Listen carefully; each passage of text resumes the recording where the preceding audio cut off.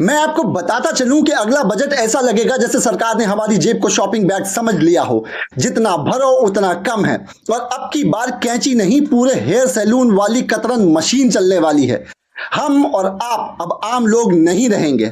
हम ऑफर पर उपलब्ध ताजा माल बन जाएंगे, जिसे उद्योगपति अपनी सुविधा के अनुसार फ्राई करे या उबाले या बारबेक्यू में घुमा दे। ये नया सिस्टम ऐसा है जैसे कह रहे हो खुश रहिए, क्योंकि अब आपको लूटा जाएगा। पूरी पारदर्शिता के साथ बिजनेस स्टैंडर्ड में इसकी खबर छपी है और सरकारी अफसर कह रहे हैं कि इससे व्यापार को बढ़ावा मिलेगा। जैसे कोई डाकू कहे डकैती से स्थानीय पर्यटन को बढ़ावा मिलेगा। और ऊपर से सरकार हमें दिलासा दे रही है कि उपभोक्ता को विकल्प मिलेगा। जैसे जेल में कहें कि आपको कोठरी ए या कोठरी बी में रहने की छूट मिलेगी। दरअसल जिस सिस्टम की बात हो रही है वो सीधे एमआरपी की जड़ें हिलाने वाली है। अब तक हम कोई सामान खरीदते थे तो उस पर एक तय अधिकतम खुदरा मूल्य यानी एमआरपी लिखा होता था। दुकानदार उसी सीमा में थोड़ी बहुत छूट देते थे, लेकिन अब सरकार इस व्यवस्था को बदलने जा रही है। नई व्यवस्था में एमआरपी की जगह एसआरपी यानी सजेस्टेड रिटेल प्राइस, यानी अब उत्पाद पर लिखा होगा कि कंपनी का सुझाव है कि इसे इस कीमत पर बेचा जाए, लेकिन यह अनिवार्य नहीं होगा। मतलब दुकानदार चाहे तो इसे 10 रुपए में बेचे और चाहे तो 100 रुपए में। अब तक जो व्यवस्था थी उसमें ग्राहक को यह भरोसा होता था कि वो एमआरपी के ऊपर नहीं देगा, लेकिन अब वो भरोसा भी टूट जाएगा। इस बदलाव का तर्क ये दिया जा रहा है कि इससे बाजार में प्रतिस्पर्धा बढ़ेगी और उपभोक्ता को नए विकल्प मिलेंगे। लेकिन सवाल ये उठता है, क्या ये विकल्प या ये प्रतिस्पर्धा वास्तव में ग्राहक के हक में होगी या ये सिर्फ कंपनियों और रिटेलरों को मनमानी की खुली छूट होगी? कई कंज्यूमर संस्थाएं इसका विरोध कर रही हैं। CURS इंटरनेशनल कंज्यूमर वॉइस जैसी संस्थाएं कह रही हैं कि यह फैसला उपभोक्ताओं के खिलाफ है। उनका कहना है कि इससे एमआरपी का जो नियंत्रण था वो खत्म हो जाएगा और दुकानदार बिना डरे कोई भी कीमत वसूल सकते हैं। इस व्यवस्था को समझने के लिए थोड़ा पीछे जाना होगा। पहले उत्पादों पर लोकल टैक्स एक्स्ट्रा लिखा जाता था, यानी अगर कोई साबुन 22 रुपए का है तो उसमें टैक्स अलग जोड़ा जाता था। दुकानदार उस टैक्स के आधार पर ही कीमत बताते थे। कई बार ग्राहक को फायदा भी होता था, क्योंकि टैक्स कम होता था तो चीजें सस्ती मिलती थी। लेकिन बाद में वीपी सिंह के कार्यकाल में इसे हटाकर सीधी एमआरपी की व्यवस्था कर दी गई। उद्देश्य यह था कि ग्राहक को भ्रमित न किया जाए। पर धीरे धीरे कंपनियों ने इसका दुरुपयोग करना शुरू कर दिया। उन्होंने उत्पाद की वास्तविक लागत से बहुत ज्यादा एमआरपी लिखनी शुरू कर दी। पर धीरे धीरे कंपनियों ने इसका दुरुपयोग करना शुरू कर दिया। उन्होंने उत्पाद की वास्तविक लागत से बहुत ज्यादा एमआरपी लिखनी शुरू कर दी। मॉल में सेल के नाम पर भारी डिस्काउंट दिखाकर भी ग्राहक को भ्रमित किया जाने लगा।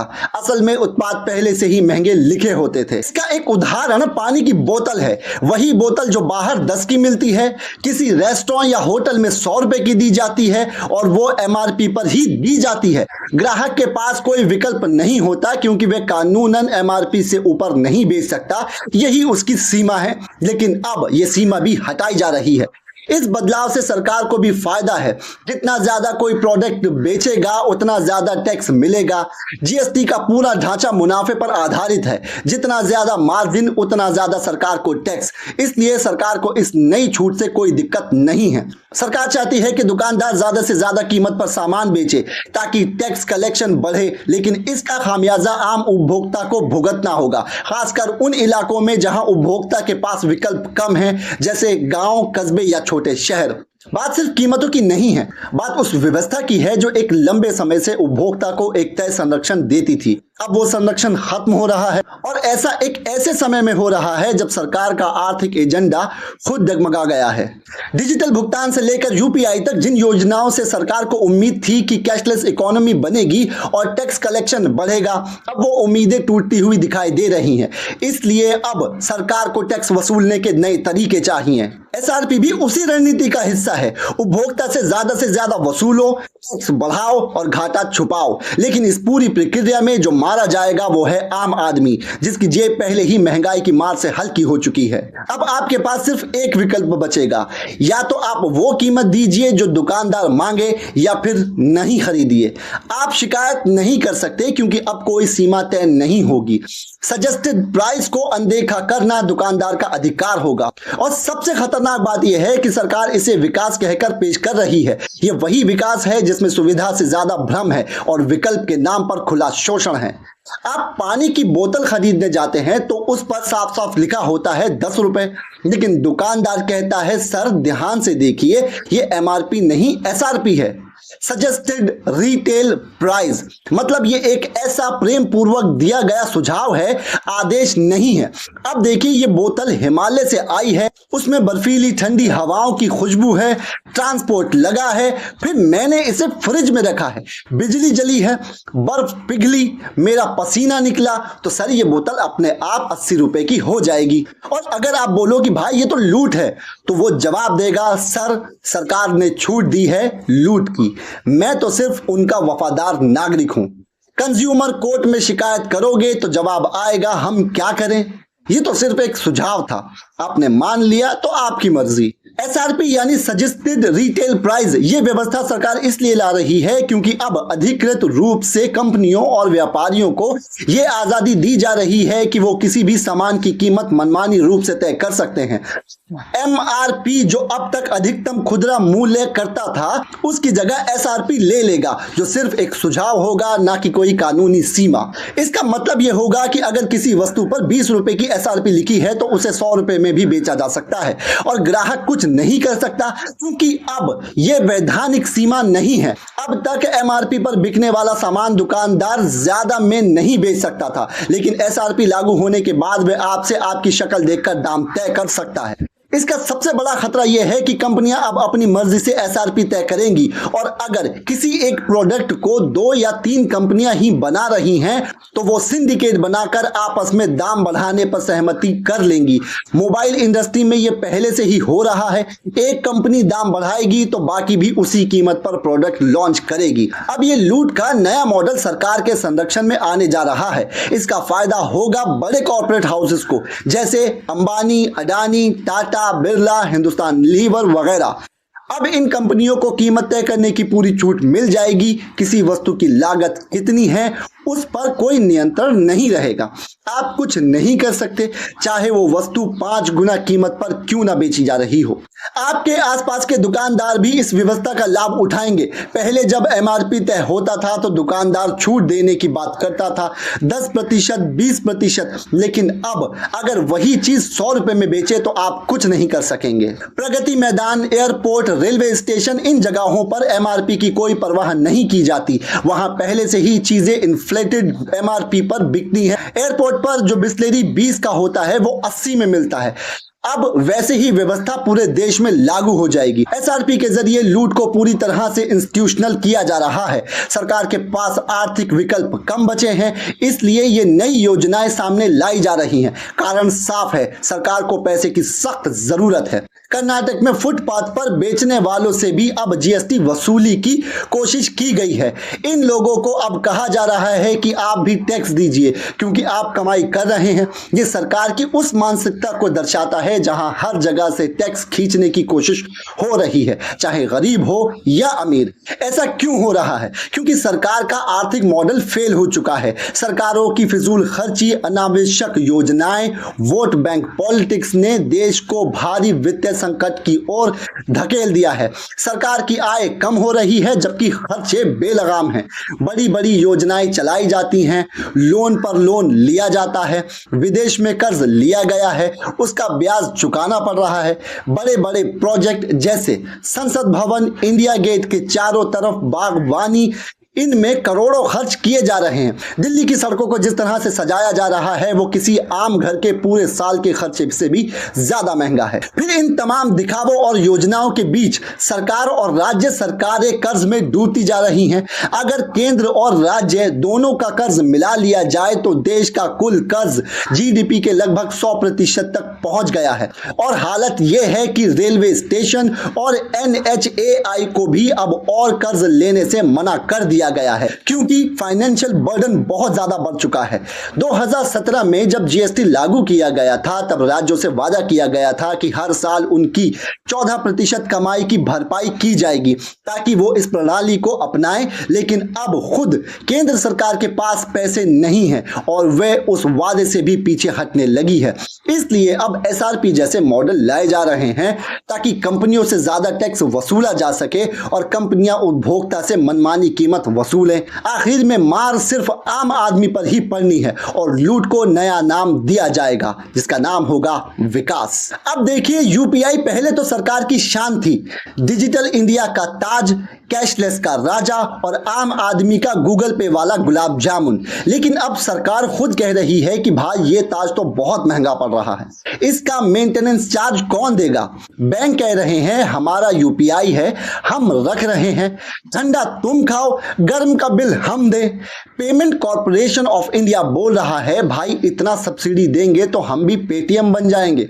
अब सरकार सोच रही है यूपीआई को पेड कर दो, यानी अब क्यूआर कोड को स्कैन करते ही आपके खाते से पैसा नहीं कटेगा, पहले आह निकलेगी, उफ अरे 2 रुपए कट गए। जैसे ही ये यूपीआई पेड होगा लोग फिर से कैश की तरफ लौटेंगे। फिर अगर पूछोगे दुकानदार से भाई कार्ड चलेगा, जवाब मिलेगा जी सर चलता है, पर अगर कैश देंगे तो मैं आपको डिस्काउंट दूंगा। यानी सरकार कह रही है डिजिटल चलाओ और खुद ही डिजिटल को ठिकाने लगा रही है। यूपीआई अब बन गया है वो सरकारी रिश्तेदार जिसे शादी में बुलाना तो है पर उसके आने से खर्चा भी बढ़ता है। जब यूपीआई जैसा टूल कमजोर होगा तो सरकार की टैक्स पर पकड़ भी कमजोर हो जाएगी, क्योंकि यूपीआई ट्रांजैक्शन में पारदर्शिता रहती है, नगद लेन देन में नहीं रहती। जैसे ही कैश ट्रांजैक्शन बढ़ेगा टैक्स चोरी भी बढ़ेगी। दुकानदार सामान 5 में बेचेगा लेकिन बोलेगा बिल चाहिए तो 7 का मिलेगा, नहीं तो 5 रुपए में ले जाइए। तो कहेगा कि अगर मैं बिल नहीं दूंगा तो 1 रुपया कम कर दूंगा। ऐसे में सरकार के पास रेवेन्यू कैसे आएगा? और जब एसआरपी लागू होगा तो हालात और बिगड़ेंगे। 2 रुपए का सामान अगर कोई 5 रुपए में बेच रहा है तो वो बिल भी नहीं देगा, क्योंकि उसे पता है कि अब कोई शिकायत नहीं कर सकता और अगर बिल देगा तो भी तो सिर्फ एसआरपी के अनुसार देगा। यही सिस्टम पहले चाइना से आने वाले माल में होता था। माल 500 रुपए का बिकता था लेकिन उस पर प्रिंट होता था 20 रुपए, ताकि टैक्स 20 रुपए पर दिया जाए और बाकी बचा लिया जाए। यही चीज अब भारत में वैधानिक रूप से होने जा रही है। अब सोचने वाली बात यह है कि इससे समाधान क्या होगा। समाधान यह है कि टैक्स का ढांचा आसान होगा और सुलभ बनाया जाएगा। टैक्स चोरी तब होती है जब टैक्स जरूरत से ज्यादा हो जाए या बहुत जटिल हो जाए। अगर टैक्स दरें कम की जाएं तो नियम आसान बनाए जाएं तो लोग खुशी खुशी टैक्स देंगे। लेकिन आज टैक्स की इतनी पेचीदगी और दरें इतनी ऊंची हैं कि हर कोई उससे बचने की कोशिश करता है। 2017 में जिस टैक्स मॉडल की शुरुआत हुई थी उसकी नींव अब ढहती नजर आ रही है। सरकार को जितनी वसूली की जरूरत है वो उससे बहुत पीछे है, इसलिए वो लगातार नए नए तरीकों को टैक्स वसूलने की कोशिश कर रही है। कभी डिजिटल पेमेंट पर टैक्स लगाने की बात करती है, कभी एसआरपी जैसे बदलाव लाने लगती है। इन सभी उपायों से सबसे ज्यादा असर छोटे छोटे कारोबारियों पर पड़ता है। जो छोटे उद्योग चलाते हैं वो रिलायंस जैसी बड़ी कंपनियों से मुकाबला नहीं कर सकते। जब बड़े ब्रांड बल्क में प्रोडक्ट बनाकर सस्ते में लाकर ऊंचे दामों पर बेचते हैं तो छोटे व्यापारी टिक नहीं पाते। ऐसे में वो टैक्स चोरी को ही अपना सारा सहारा बनाते हैं और जब वो भी बंद हो जाएगा तो उनकी दुकानें भी बंद हो जाएंगी। छोटे व्यापार खत्म होंगे तो बेरोजगारी बढ़ेगी और जब लोगों के पास पैसा नहीं होगा तो बाजार भी खत्म हो जाएगा। यानी एक तरफ से सरकार टैक्स बढ़ा रही है, दूसरी तरफ से इकोनॉमी की नींव को कमजोर कर रही है। असल समाधान है कि टैक्स में राहत दी जाए, टैक्स दरें कम हो, नियम आसान हो और बड़े उद्योगों को मिलने वाली गैर जरूरी सब्सिडी बंद हो। सरकार अपने फिजूल खर्चे को कम करे, मंत्रियों की फौज घटाई जाए, बेवजह की विदेश यात्रा रोकी जाए और पैसे का दुरुपयोग बंद हो। आज दिल्ली में सरकारी पैसे से जो बागवानी और सजावट होती है उतना कोई आम नागरिक अपने पूरे जीवन में अपने घर में नहीं कर सकता। हर सड़क पर नए पौधे, नई लाइट्स और हर 2 साल में नई सड़क। ये सब उस पैसे से हो रहा है जो आम जनता से टैक्स के रूप में वसूला जा रहा है। यूरोप के देशों में वही सड़कें सालों तक पेचवर्क से चलाई जाती हैं, वहां खर्च पर नियंत्रण होता है, लेकिन भारत में हर साल नई सड़क बनाना, नए प्रोजेक्ट लॉन्च करना और दिखावे के लिए अरबों खर्च करना, ये फिजूल खर्ची देश की अर्थव्यवस्था पर भारी पड़ रही है। मोदी सरकार का जो आर्थिक मॉडल था, जिसमें उम्मीद थी कि जीएसटी से कमाई होगी, डिजिटल ट्रांजैक्शन से पारदर्शिता आएगी और टैक्स का दायरा बढ़ेगा, वो मॉडल अब फेल हो गया है। राज्य सरकारें भी अब भारी कर्ज में डूबी हैं। केंद्र सरकार का कर्ज और राज्य सरकारों का कर्ज मिलाकर देश की जीडीपी के लगभग 100% के आसपास पहुंच गया है। कई राज्यों ने सरकारी कंपनियां गिरवी रखी हैं। रेलवे और एनएचएआई जैसी संस्थाओं को वित्त मंत्रालय ने चेतावनी दी है कि और कर्ज न ले। 2017 में जब जीएसटी लागू हुआ था, तब राज्यों को आश्वासन दिया गया था कि हर साल 14% की वृद्धि से उनका राजस्व बढ़ेगा, लेकिन अब वो वादा निभा नहीं पा रहा है और ये सब कुछ केंद्र सरकार के लिए बहुत मुश्किल हो गया है और इसलिए हर तरफ से टैक्स वसूलने के नए नए उपाय खोजे जा रहे हैं, जिनका सीधा बोझ आम आदमी और छोटे व्यापारी पर पड़ता है। और अगर ये बिल जमीन पर उतरा तो आम आदमी की कमर टूटना और उसका बोझ तले मर जाना तय है।